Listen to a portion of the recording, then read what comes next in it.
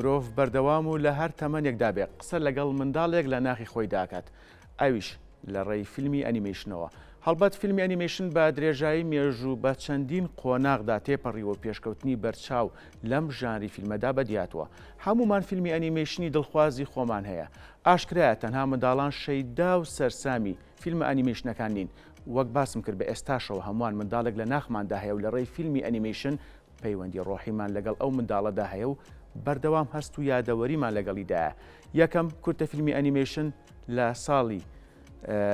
1992 لە مۆزەخانی گریڤین لە پاریس نمایشکرا. دواتر یەکەم فیلم درێژەی ئەنیمەیشن بە ناوی پەیامبەر کە ماوەکەی 70 دقە بوو لە ساڵی 1970 نمایشکرا کە ئاستی تەکنیشی بەراورد یەکەم کورتە فیلمی ئەنیمەیشن بەرزتر بوو. لە سەرەتای سەدەی 20 نووسەران و دروستکردنی فیلمی ئەنیمەیشن بە شێوەیەکی بەرچاو ڕووی لە زیاد بوون کرد. دیارترینیان واڵت دیزنی بوو لە ئەمریکا کە سەرباری ئەوەی پێشەنگ بوو لە زیادکردن و بەکارهێنانی ڕنگ لە فیلمی ئەنیمەیشن تەنانەت هەر ئەویش بۆ یەکەم جار دەنجی لە فیلم ئەنیمەیشنەکان لە کۆمپانیای دیزنی بەکارهێنا کە بەهۆی ئەم کۆمپانیا ناودارە کارکتەری میکی ماوس و پلۆتۆمان ناسی. وا بڕوات من نایڵم میوانەکەم قسە بکات لەبەر وەچمە لای بەڕێز کاک ئەیوب قەرەداغی. کاک ئەیوب بەیانیت باش. بەیانی باش. زۆر سپاس کاتی خۆت بێمە بەخشی. لە خزمەتانە. زۆر سپاس. کاک ئەیوب ئاشکرا ساڕۆژی فیلمی ئەنیمەیشن کە لە 28 مانگی ئۆکتۆبەرە لەلایەن ڕابطەی نێودەوڵەتی فیلمی ئەنیمەیشنەوە پێشنیار کرا لە ساڵی 2002 هەر لەو ساڵەشەوە ساڵانە ئەم یاداکرێتەوە. پرسیارەکەم ئەوەیە ئەتەوێت چی لەم یادیا بڵێ؟ بەڵێ تاوان بەڕێزت باست کرد پێویست ناکەم باسی بکەم. ساڵی 2002 ئەو مواسسەیەکی فەڕەنسیە ئەسۆسیاسیۆن ئینتەرناسیۆنال دو فیلم دەنیمەیسیۆ ئەوە بڵێن ئەو ڕۆژەی کرد بە یادی یەکەم فیلمی ئەنیمەیشن ئەوەی کە ساڵی 1992 ئینتاج کراوە. بڵێن دوو کەسەکە چارلز و ئەمێلی هەردووکیان فەڕەنسی بوون. بڵێن بەیادی ئەوەوە ئەو وەکو کردی بە ڕۆژی جیهانی ئەنیمەیشن بڵێن 28 ئۆکتۆبەر. ئەکرێت مەسەلەن لە زۆر وڵات ئێستا لە حالیان لە لەندەن حالیان ئێمڕۆ فستیڤالی نێودەوڵەتی هەیە بۆ فیلمی ئەنیمەیشن. ینی 28 ئۆکتۆبەر ئەتوانی بڵێ هاوکاتە لەگەڵ یادەکەیە. بەڵە ینی هەر لە زۆر شوێنە ئێستا کراوە حتا لە وڵاتی کیۆک و ئێرانیش زۆرجار یادی لە 28 ئۆکتۆبەرە فیلمی ئەنیمەیشنی ئەو وڵاتە هێنکوێکەنەوە لە وڵاتەکانی کەشانی مەس شەر نییە وڵاتەکانی بڵێن ئەمریکا و ئەوروپاوی لە وڵاتەکانی کەشە ئەکرێت. بەڵێ کاک ئەیوب باسی ئەو فێستیڤالەت کرد کە لە لەندەنە و تەنانەت باسی ئێران و چەند وڵاتیش کرد. ئەوەندەی من بزانم ساڵانە زیاتر لە 50 وڵات ئەم یادە ئەکرێتەوە بە چەندین چالاکیڵ بە دووە خۆت ئاماژەت پێ فێستیڤاڵی فیلمی ئەنیمەیشن بێ یاخۆت چەند چالاکیێکی تر وەرکشۆ بێ پانێڵ بێ لەسەر فیلمی ئەنیمەیشن. وەک نووسەرێکی فیلمی ئەنیمەیشن کاک ئەیوب تا چەند گرنگە ئێمەش بێبەش نەبین لەو چالاکیانە لەم یادەیە؟ تەبان ئەمە وەکو پێشنیاری منە هەموو کەس ئازادە لەوەی کە چی پێشنیارەکە بە بۆچوونی من بەوەی کە مەسەن فیلمی ئەنیمەیشن دوانەکەوێت لە هەرێمی کوردستان یا بڵێن سەنعاتی پیشەسازی ئەنیمەیشن دوانەکەوێت ئەتوانرێت شێوازە لە شێوازەکانی کۆتا دانرێت دووشت بکرێکەکەمیان شێوازی کۆتا دانرێ. مەسەلەن بۆ نمونە من ئەوەنی من ئاگادارم لە سلێمانیا ساڵی تقریبا نزیکی 7 بۆ 8 فیلم سینەمایی ئینتاجەکرێ بە کورتە فیلم و بە فیلمی سینەمایی کە عرضەکرێ هەولێر بە هەمان شێوە کۆمەڵک فیلم ئینتاجەکرێت لە دووهۆکیش بە هەمان شێوە ئەکرێت مەسەلەن نسبەتێک دانرێ بڵێ لە ساڵێکە مەسەلەن لە 8 فیلما بێ فیلمێکی ئەنیمەیشن بێ لە دووهۆک لە 4 فیلما لە هەولێر ئەو کاتە کۆمەڵە فیلمی ئەنیمەیشنیش ئینتاجەکرێ ئەکرێ بە حیسە و بێژگەلەوە ئەکرێت مەسەلەن کۆمەڵک چالاکی بکرێ لە 28 ئۆکتۆبەرە بکرێت بە بڵین لە شارەکانی هەرێمی کوردستان لە سلێمانیە لە هەولێر لە هەر شارێکیا بێ ئەکرێت یادەکە بکرێتەوە یا پاناڵە بکرێ یا مەسەلەن فستیڤالێکی بچوو بکرێ شەر نییە هەر فیلمی ئەو لایەنانە ئەتوانرێ مەسەن هەیە هاویە کوڕێکی گەنجە کچێکی گەنجە ئەتوانی فیلمەکەی خۆ پێشکەشکە ئەوەی کە گرنگە ئەوەیە کە ئەو پیشەسازیە پێشخرێت ینی. بەڵێ کاک ئەیوب هەمومان سێری فیلمی ئەنیمەیشنەکەین بە گەورە و بچووکەوە بەڵام تا چەند ئێمە هۆشیاریمان بەرامبەر فیلمی ئەنیمەیشن هەیە. هەڵبەت ئێمە گفتوگۆیەکی کورتمان کرد کە ئەم فیلمی ئەنیمەیشن بێشێک لە پیشەسازیە گرنگەکان دارێ بە تایبەت لە هۆلیوود. بەڵێ وەکو هوشیاری بەڵێ طبعا دوو لایانی هەیە لایەنێکیان لایەنەکەی کە پێڵێن ئینتەرتەینمنت ینی تەسلیە خەڵک ئەو فیلمە ببینێ و چێژ لێ ببینێ بەڵێ ئەوەش گرنگە طبعا وەکو باسی کرد مناڵێک ینی چێژێک لەوا بینێت ینی دوایی لەکە گەورەش بوو لە زەکرامێنێت ئەو مناڵە هەر لە ناخیامێنێت بەڵێ لە ناخیامێنێتەوە بەس لایانی دووەم کە لایانی بڵێن وەکو پیشەسازیە پێویستی بە کۆمەڵێک شت هەیە یەکەمیان کوالیتی بەرزکرێتەوە مثلەن لە ئەنیمیشن ئەبێت نابێت مثلەن هەر شخصێ بڵێ من فیلمێکی ئەنیمیشنەکەم ئەو ئەنیمیشنێکەکەم و بڵاویەکەمەوە ئەبێت مثلەن بۆ نمونەگەر فیلمێ بکرێ کۆمیتەیەکت هەبێ ئەوەی کە پێڵێن سنتەر ئۆف ئێکسلەنس بۆی هەوڵ بدا کوالیتی ئەو فیلمی ئەنیمیشن یا پیشەسازی ئەنیمیشن باس بکاتەوە ئەوە زۆر گرنگە ینی و محاولە بکرێ بە پیشەسازی و بکرێ بە بازرگانی لە هەمان کاتە تاوانەوە بە یەک لایەن ناکرێ ئەکرێ مەسەلەن جۆن ڤێنچەر بە وەزارەتی ڕۆشنبیری دەستگای میدیایەکان وەکو دەستگای میدیای کورسات لەگەڵ کۆمەڵک مؤسساتی حتا ئەفراد ئەکرێ بێکەوە پرۆژەیەکی هاوبەش بکەن یا چەند پرۆژێکی هاوبەش بکەن بەڵێ کاک ئەیوب من لە سەرەتا بە کورتی باسم کرد بەڵام ئەمەوێت ڕای تۆش بزانم یاخود زانیاریتر لە تۆ وەرگرم فیلمی ئەنیمیشن بە درێژایی مێژوو چەند قۆناغی بڕیوە بەڵێ تاوان هەڵبەت مەبەستیشمە بزانم کاریگەری ژیری دەستکرد چیە لە ئێستاە لەسەر فیلمی بەڵێ فیلمی ئەنیمیشن وەکو باست کرد بەڕێزت ساڵی 1992 یەکەم فیلم کرا فیلمی ئەنیمیشن تاوان ساوتی نەبوو ئێمێلی و چارلز کردیان لە پاریس دواتری ساڵی 1970 فیلمێکی کە هەر ئێمێلی کۆڵ ئەویش ڕەسامێکی فەڕەنسی بوو کە بە باوکی ئەنیمیشن داژێ ینی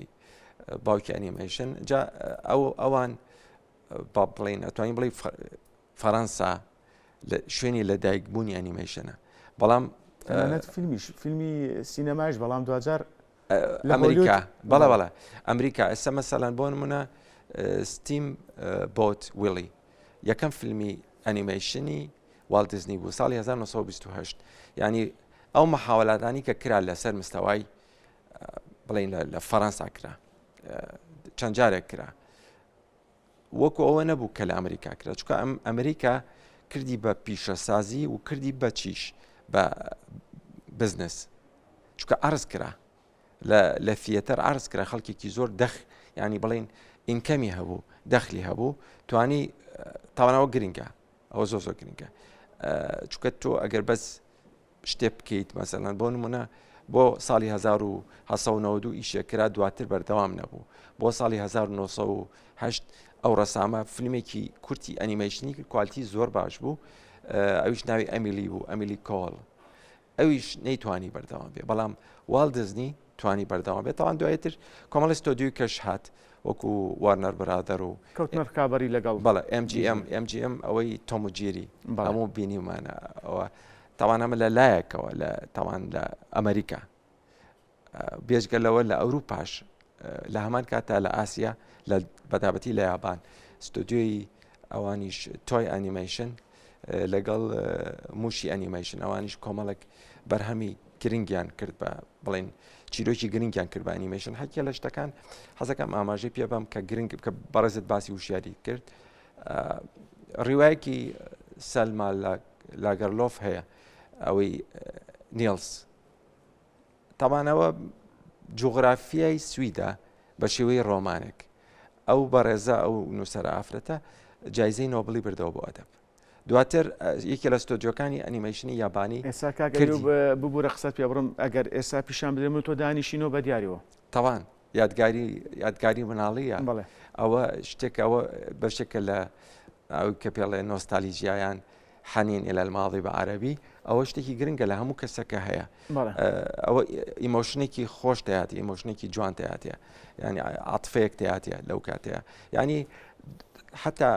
بەعزە جارێ ئەوەی کە ئیمۆشن لە فیلمی ئەنیمیشنیا لە شتیکان نییە مەسەلەن ئەمە ئاماژە بم بە فیلمی ڕاتۆتۆی لە فیلمی کە ئەوەی جرجەکە شەفە هەری والت دیزنی و بڵێن پیکسەر و والت دیزنی بێکەوە کردوێن تەنانەت هەڵەنە بلۆ ساڵە ژمارەیەکی پێوانیشکان لە ڕووی داهاتەوە بەڵێ دەخلەکە نازان بەس منیش بە دیاریکراوی نازان بەس ئەوەندە بەڵە دەخلێکی زۆری هەبوو یەکێ لە مەشهەدەکان کە خەڵکێکی زۆر تووشی حاڵەتێکی عاتفی حتا دڵی پڕ بوو ئەو مەشهدەیە کە هینەکە ئاخوات سوپەکە تاقیکاتەوە سوپەکەی دایکی بیرەکەوێتەوە ینی ئیمۆشنی زۆرتیا ئیشی ئەنیمیشن. بەڵێ کاک ئەیوب لە ماوەی ساڵانی ڕابردووە کۆمپانیایەکی تایبەت بە ئەنیمیشنت هەبوو سارەکەم بە دیاریکراوی ئەم کۆمپانیایە تا چەند کاریگەری لەسەر فیلمی ئەنیمیشن هەبوو هەڵبەت ژمارەیەک کادری باش لە ڕێی کۆمپانیاکەی تۆ لە واریا پێگەیشتون. بەڵێ ئێمە ساڵی 2023 گرروپێکی بڵین ئەنیمیشنمان دروست کە بە ناوی دارستانەوە طبعاً وردە ئیشمانە کرد توانامان مەحدود بوو لە هەردوو بارەکە مەسەڵەن ئەوی کە پێوترێ کلاسیکال ئەنیمیشن حەزەکەم باشتێکی جۆرەکانی ئەنیمیشن کەتان ئەنیمیشن یەک ناو نییە کۆمەڵێکی هەیەکیان بڵێن کلاسیکال ئەنیمیشن ئەوی کە پێوترە سەڵ ئەنیمیشن بەدەست دروستەکرێ فرێمەکان بە دوایەکە یەکێکیان بڵێن ئەوی کە دواتر لە ساڵی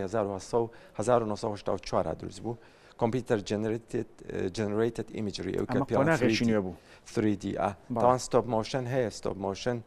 وەکو کۆن پات و مات هەبوو پۆڵندی بوو ئێستا حالێن ئەردەمان هەیە ئەوەی شواندەشیب ئەوە جۆرێکی کێ لە ئەنیمیشن ینی ئەنیمیشن یەک نەوەی نیە کۆمەڵێکی نەوەی هەیە ئێمە حاوەلەمان کرد هەم لە بڵێن بە شێوازی 3D هەم بە شێوازی 2D ئیش بکەین و کۆمەڵە ئیشمان کرد و کۆمەڵە کادرمان پێگەیان بەس بەداخەوە نەمانتوانی شوێنەکە نەما شوێنەکە بڵێ نەتوانی بڵێ پەرتەوازە بوو بەڕێزێک کۆمپانیایکی بەخۆی دروست کرد لەوێ بەڕێزێکی کە ڕۆشتە چەناڵێکەوە شوێنەکە وردە نەما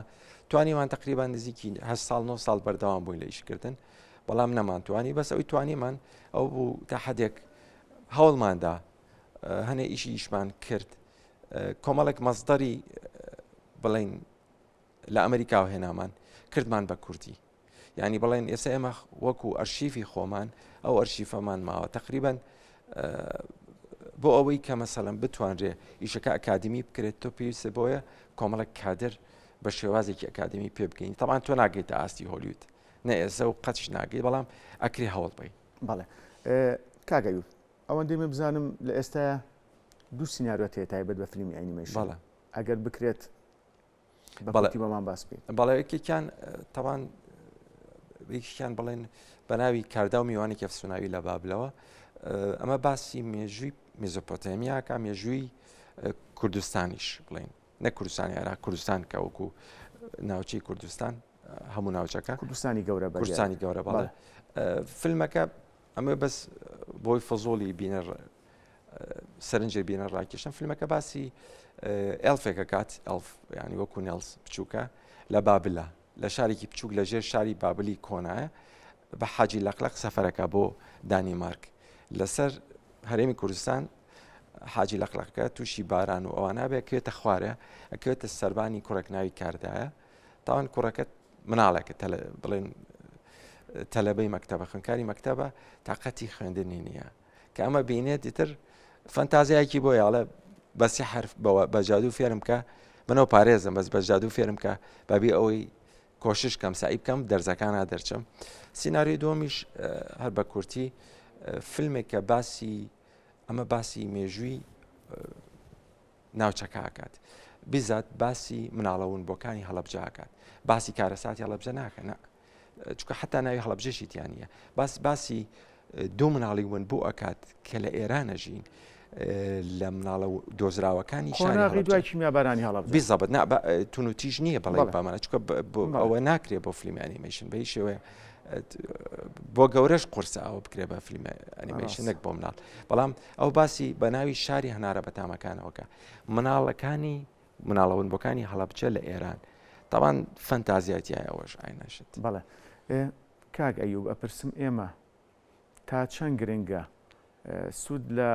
هۆلیوود یا وڵاتانی ئەوروپا وەربگرین بۆ ئەوەی ئێمەش پەرە بەم ژانرە گرنگەی فیلمە بین.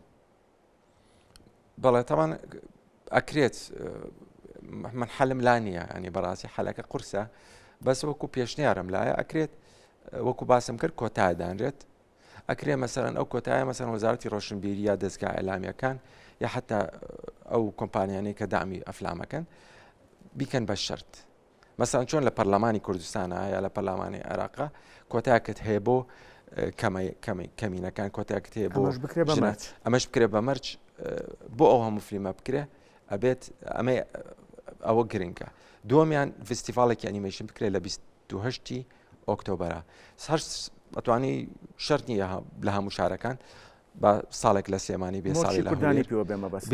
ئەتوانی هی حتا هاویەکان هەیە کوڕی گەنجە کچی گەنجە ئەنیمەیشنی کردو قەچەکە بە ئەوانش بێنن. ئەمە پێشنیاری دوم. پێشنیاری سێمیشم ئەوەی کە پێڵێن سنتەر ئۆف ئێکسلەنس، ینی شوێنێک دانرێ مؤسسەیەک یا کۆمیتەیەک کە بتوانرێت ئیشرافی فیلم ئەنیمەیشنەکان بکە و هەڵبات ئاستی بەرزکاتەوە. بەڵێ ئەی کاک ئەیوب ناکرێ مەسەڵەن ساڵانە هەرچەند ئەمە زۆر قورسیشە ساڵانە 1-2 هونەرمەند کە لەو بوارەیە ئیژەکەن لەو ژانرە ئیژەکەن بنێرێنە دەرەوەی وڵات بۆ ئەوروپا بێت بۆ هۆلیوود بێت بۆی دواتر ئەمانیش کێنەوە وەرکشۆپ پانێڵە بۆ کەسانی تر ئەنجام بن. ئەمەش تا چەند کاریگەری بێ لەسەرەوەی ئێمە ببینە خاوەنی فیلمی ئەنیمێشن یاخود پەرەی زیاتر بەم ژانری فیلمە بین. ئەکرێت بە شێوازێکی کە بێ ئەکرێ ئەنیمەیتەرێکی دەرەوە بێنی کە زۆر باش بێت مانگێک لێرە کۆرسێ بڵێتەوە بە کۆمەڵی خەڵک کە خۆیان باشن و ئەشکرێ بەعکسەوە 5 کەس بنێری لە کولی شارێک بچن بۆ ئەوێ دەورە ببین. ئەمە ئاستی بەرزەکاتەوە بەس بوونی مرکزێک گرنگە بۆی بۆنیتەری کوالیتی بکات چکە بەڕاستی ێستا لەگەڵ ڕێزما کۆمەڵێکی زۆر ئەنیمەیشن نەکرێ بەڵام کە سێریەکەی جوڵەکانی ڕۆبۆتیە، ینی گۆرانیکی خەنە سەر یاد کەلیماتێک ڕاستە سەرنجڕاکێشە بەس جوڵەکەی تەبیعی نییە. بەڵێ کاک ئەیوب من دوا پرسیارە ئاراستاکەم پیشە سەرچەکەی خۆت ئەندازیاریە. بەڵێ پرسیارەکەم ئەوەیە کامیان زیاتر سەرقاڵی کردو لە ئێسادا ئەندازیاری یاخود فیلمی ئەنیمەیشن؟ وەڵام من وەکو خۆم ئەندازیارم بەڵام وەکو ئێستا حالیەن بڵێن نووسینی چیرۆکی مناڵان نووسینی چیرۆکی ئەنیمەیشن زیاتر ئەتوانی بڵێ کە بە ئینگلیزی پێڵێن پاشن، ینی خولیاکەم ئەوەیە زیاتر ینی بە بۆچوونی من حتا بۆ ئەوەی کە مەسەڵەن ئەو بەرهەمانە نەفەوتێ ئێستا خەریکم وەبسایتێ دروستەکەم چیرۆکەکان بە ئەەکەمە ئینگلیزی و بڵاوێکەکەم چکە لەواچێت مەسەڵەن ڕەنگە مەسەڵەن لە دەرەوە شوێنێک هەبێ بیوێ بیکە بە فیلمێکی ئەنیمەیشن تەسەوڕ لە ئێستادا لە هەرێمی کوردستانە شوێنێکی وان نییە ئەو شتە بکرێت یانی وەکو هەوڵێک محاولاکەم عەلەقە لەو چیرۆکە کوردیانەیە و بابەتە کوردیانە یەک بابەت ماوە ئەمە باسی کەم ویستمان هەرچی ئەفسانە و ئەمانەی چیرۆکی گوێ ئاگردانی کوردی هەیە کۆیکەینەوە بکەین بە سیناریۆ تاوانە مەشتی زۆر جوانی لێ ئەوەی کە دەوڵەمانی لێرە هەیە لە بڕوان پێ بکە لە هۆلیودانیە لە ئەمریکانیە لە ئەوروپانیە لێرە یەک سەرچاوی بێشومارمان هەیە لە چیرۆک و ئەفسانە کاتوانی سوودی لێ وەرگین. بەڵێ بەڕێز ئەیوب قەرەداغی ئەندازیار و نووسەری فیلمی ئەنیمەیشن سوپاس ڕاستەخۆ لە ستودیۆ لەگەڵمان بووی سەرکەوتوو بن. سوپاس. بەر لە کۆتایی ساڵیادی یاخود یادکردنەوەی فیلمی ئەنیمەیشن لە هەموو لایەک پیرۆز بێت